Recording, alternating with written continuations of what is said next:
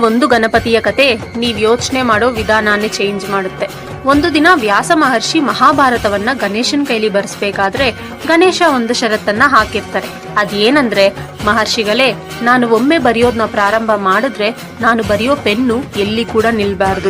ಅದರಿಂದ ನೀವು ವಿರಾಮ ಮತ್ತೆ ಹಿಂಜರಿಕೆ ಇಲ್ಲದೆ ಕಥೆಯನ್ನು ನಿರ್ದೇಶಿಸಬೇಕು. ಅಕಸ್ಮಾತ್ ನೀವ್ ಕತೆ ಹೇಳೋದನ್ನ ನಿಲ್ಸಿದ್ರೆ ಆಗ ನಾನು ಕೂಡ ಬರೆಯೋದನ್ನ ನಿಲ್ಸ್ಬಿಡ್ತೀನಿ ಅಂತ ಹೇಳ್ತಾರೆ. ಇದಕ್ಕೆ ವ್ಯಾಸರು, ನಾನು ಮಹಾಭಾರತವನ್ನ ಹೇಳುವ ಸಮಯದಲ್ಲಿ ಮಧ್ಯೆ ಸ್ವಲ್ಪ ಕಷ್ಟವಾಗಿರೋ ಪದಗಳನ್ನ ಸೇರಿಸಿ ಹೇಳುತ್ತೇನೆ, ಆಗ ಗಣೇಶ ಅದನ್ನ ಅರ್ಥ ಮಾಡಿಕೊಳ್ಳಲು ಸಮಯ ತಗೊಳ್ತಾನೆ. ಅವಾಗ ನಾನು ಕೂಡ ವಿಶ್ರಾಂತಿ ತಗೋಬಹುದು ಅಂತ ಮನಸ್ಸಲ್ಲಿ ಅನ್ಕೊಂಡು, ಆಯ್ತು ಗಣೇಶ, ನೀನು ಹೇಳ್ದಂತೆಯೇ ನಾನು ಮಾಡುತ್ತೇನೆ.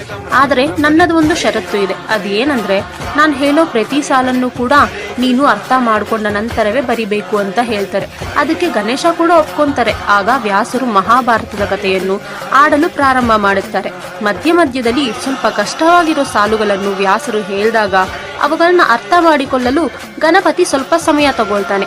ಹೀಗೆ ನಮ್ಮ ಗಣಪತಿ ಬರೆಯೋ ವೇಗಕ್ಕೆ ಪೆನ್ನು ಕೂಡ ಮುರಿದು ಹೋಗ್ತಿರುತ್ತೆ. ಈ ರೀತಿಯಾದ್ರೆ ಈ ಕೆಲಸ ಆಗಲು ಕಷ್ಟ ಅಂತ ನಮ್ಮ ಗಣಪತಿ ತನ್ನ ದಂತವನ್ನ ಮುರಿದು ಅದರಲ್ಲಿ ಬರಿತಾ ಹೋಗ್ತಾನೆ. ಈ ರೀತಿ ಆ ಮಹಾಭಾರತದ ಕಥೆಯನ್ನು ಗಣೇಶ ತನ್ನ ಮುರಿದ ದಂತದಿಂದ ಮುಗಿಸ್ತಾನೆ. ಈ ತರ ಮಹಾಗಣಪತಿಯ ಜೀವನ ಕಥೆಗಳಿಂದ ನಾವು ಎಷ್ಟೋ ನೀತಿ ಪಾಠಗಳನ್ನ ಕಲಿಬಹುದು.